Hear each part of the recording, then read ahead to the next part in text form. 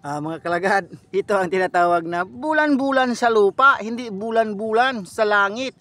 Maliit lamang siya mga kalagad, no? Maliit lamang to pero makain to mga kalagad, pero sa amin bawal na to sa amin mga kalagad, yung mga kabibi. Ito ang tinatawag na bulan-bulan, kagaya ng ulo ko parang buwan, o sa Tagalog buwan-buwan. Ito mga kalagad ang shell na naninirahan dito sa amin.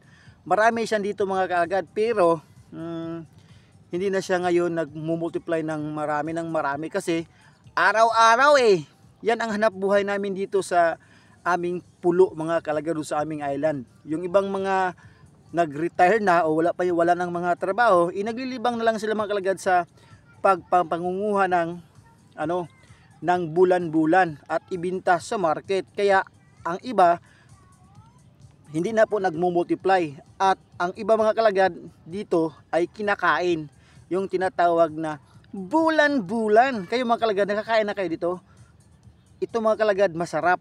Noon mga kalagad, ito ang kinakain namin, inuulam. Ngayon pa lang mga kalagad, alam mo na ang buwan ay maulam.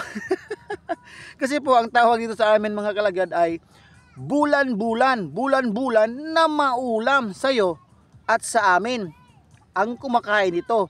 Pero sa amin ngayon mga kalagad ay hindi na pwede. Kaya ito ang bulan-bulan sa amin na tawag na pwedeng maulam. Maayong buntag.